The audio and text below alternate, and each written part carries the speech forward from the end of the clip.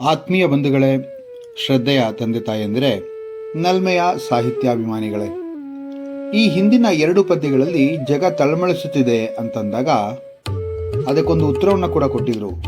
ಈ ಉತ್ತರದಲ್ಲಿ ಪುರಾಣದ ಒಂದು ನಿದರ್ಶನವನ್ನು ಕೂಡ ಹೇಳಿದ್ರು DVG ಅವರು. ಈಗ ಕಗ್ಗ 18ರಲ್ಲಿ ಈ ಒಂದು ಪ್ರಪಂಚದ ಆಗುಹೋಗುಗಳು, ಪ್ರಪಂಚದಲ್ಲಿ ನಡೀತಕ್ಕಂತಹ ಎಲ್ಲ ವಿಧವಾದಂತಹ ಜೀವನ ಕ್ರಮಗಳು ಯಾವುದು ಕೂಡ ಶಾಶ್ವತ ಅಲ್ಲ ಎಂಬಂತಹ ಒಂದು ತತ್ವಜ್ಞಾನದ ಮಾತನ್ನ ಹೇಳ್ತಾ ಇದ್ದಾರೆ. ಈ ಕಗ್ಗ ಹೀಗಿದೆ: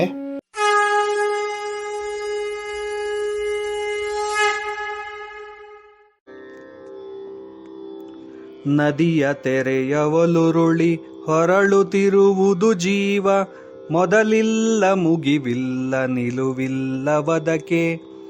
ಬದುಕೇನು ಸಾವೇನು ಸೊದೆಯೇನು ವಿಷವೇನು, ಉದಕ ಬುದ್ಬುದವೆಲ್ಲ ಮಂಕುತಿಮ್ಮ ಮಂಕುತಿಮ್ಮ.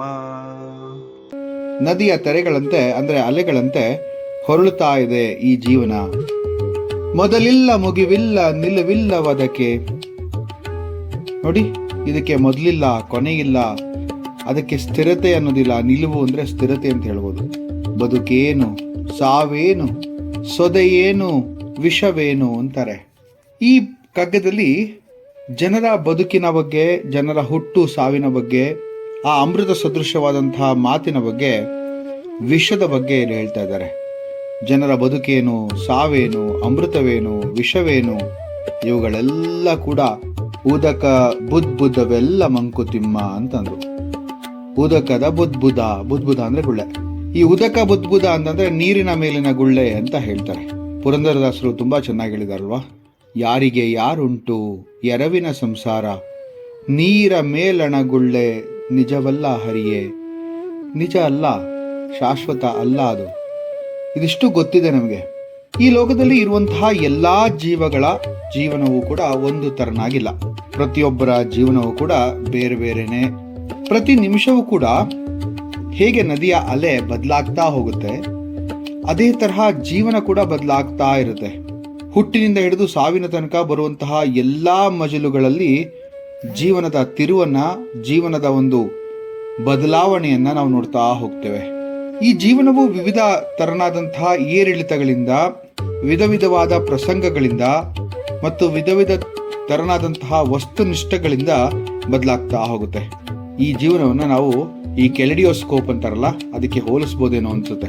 ಹೇಗೆ ಆ ಕೆಲಿಡಿಯೋಸ್ಕೋಪ್ ಅಂತಕ್ಕಂಥದ್ದು, ಅದನ್ನ ನೀವು ತಿರುಗಿಸಿದಾಗ ಕೂಡ ಎಷ್ಟು ಸತಿ ನೋಡಿದ್ರು ಪ್ರತಿಯೊಮ್ಮೆ ಅದರಲ್ಲಿ ಕಾಣುವಂತಹ ಚಿತ್ತಾರಗಳು ವಿವಿಧ, ಚಿತ್ತಾರಗಳು ಅನೇಕ. ಹಾಗೆ ಜೀವನ ಎಂಬಂತಹ ಕೆಲಿಡೋಸ್ಕೋಪ್ ಕೂಡ ಹಾಗೆ. ಎಷ್ಟು ಸಾತಿ ನೋಡಿದ್ರು ಕೂಡ ಅದು ಬದಲಾಗ್ತಾ ಹೋಗುತ್ತೆ. ವಿವಿಧ ಹಂತಗಳಲ್ಲಿ ಜೀವನ ಹಲವು ಮಜಲುಗಳನ್ನ, ಹಲವು ತಿರುವುಗಳನ್ನ ತಗೊಳುತ್ತೆ ಅಂತ ಹೇಳಿದೆ. ಹುಟ್ಟುವಾಗ ಮಗು ಹಲವಾರು ಬದಲಾವಣೆಗಳನ್ನ ಅನುಭವಿಸಿ ಪ್ರೌಢಿಮೆಗೆ ಬಂದು, ವೃದ್ಧಾಪ್ಯಕ್ಕೆ ಬಂದು, ಕೊನೆಗೊಮ್ಮೆ ಅಸೋನಿಗುತ್ತಾನೆ. ದಿನ ಕಳೆದಂತೆ ವಯಸ್ಸು ಹೆಚ್ಚಾಗ್ತಾ ಹೋಗುತ್ತೆ. ವಯಸ್ಸಿನ ಜೊತೆಗೆ ಅನುಭವದ ಪಾಕವು ಕೂಡ ಹಿರಿದಾಗ್ತಾ ಹೋಗುತ್ತೆ. ಒಂದು ಗಳಿಗೆ ಇದ್ದ ಹಾಗೆ ಇನ್ನೊಂದಿಲ್ಲ. ಆದುದರಿಂದಲೇ ಏನೋ ಈ ಜೀವನವನ್ನ ಒಂದು ಪ್ರಯಾಣ ಅಂತ ಅಂದಿರಬಹುದು. ನೋಡಿ, ಒಂದೇ ಕಡೆ ನಿಲ್ಲೋದನ್ನ ಪಯಣ ಅಂತ ಕರೆಯಲ್ಲ ಅಲ್ವಾ ನಾವು? ಈ ಪ್ರಯಾಣ ಹೇಗೆ ಪ್ರಾರಂಭವಾಗುತ್ತೋ, ಹೇಗೆ ಮುಂದುವರಿಯುತ್ತೋ ಮತ್ತು ಎಲ್ಲಿ ಹೋಗಿ ಮುಗಿಯುತ್ತೋ ಅನ್ನೋದೇ ಒಂದು ಯಕ್ಷ ಪ್ರಶ್ನೆ ಅಂತ ಕರಿಬಹುದು. ಇದು ಯಾರಿಗೂ ಗೊತ್ತಿಲ್ಲ. ಯೋಚನಾ ವಿಧಿಯ ಹಾಗೆ ಜೀವನದ ಚಿಂತನೆಗಳು ಕೂಡ ಮೂಡ್ತಾ ಹೋಗುತ್ತೆ. ಏಸು ಕಾಯಂಗಳ ಕಳೆದು 84 ಲಕ್ಷ ಜೀವ ರಾಶಿಯನ್ನು ದಾಟಿ ಬಂದ ಈ ಶರೀರ ಅಂತ ಹೇಳಿ ದಾಸಪದ ಇದೆ ಅಲ್ವಾ? ನೋಡಿ, 84 ಲಕ್ಷ ಜೀವರಾಶಿಯನ್ನ ದಾಟಿ ಬಂದಾದ ಮೇಲೆ ಈ ಜೀವ ನಮಗೆ ಸಿಕ್ಕಿದೆ. ಬೇರೆ ಬೇರೆ ಜೀವನಗಳನ್ನ ಹೊಕ್ಕು ಹೊರಬಂದಂತ ಈ ಜೀವ ಬಹಳ ಶ್ರೇಷ್ಠವಾದದ್ದು ಅಂತಲೇ ಅನ್ಸುತ್ತೆ. ಇಲ್ಲಿಂದ ಮುಂದೆ ಏನಾಗುತ್ತೋ ಗೊತ್ತಿಲ್ಲ. ಮತ್ತೆ ಈ ಜನ್ಮದ ನಮ್ಮ ಕರ್ಮಗಳು ಮುಂದಿನ ಜನ್ಮವನ್ನ ನಿರ್ಧರಿಸುತ್ತೆ ಅಂತ ಕೂಡ ಹೇಳ್ತಾರೆ. ಇಲ್ಲಿ ಸುಂದರವಾದಂತ ಮಾತೇನಪ್ಪಾ ಅಂತಂದ್ರೆ, ಬದುಕೇನು ಸಾವೇನು ಸೊದೆಯೇನು ವಿಷವೇನು ಅಂತ ಹೇಳ್ತಾರೆ DVG ಅವರು. ಇದು ಅತ್ಯದ್ಭುತ ಅನ್ಸುತ್ತೆ. ಯಾಕೆಂದ್ರೆ ಇಷ್ಟು ದಿವಸ ನಾವು ಬದುಕು ಸಾವಿನ ಬಗ್ಗೆ ಮಾತಾಡ್ತಿದ್ವಿ, ಆದ್ರೆ ಸೊದೆ ಮತ್ತು ವಿಷದ ಬಗ್ಗೆ ಮಾತಾಡಿಲ್ಲ.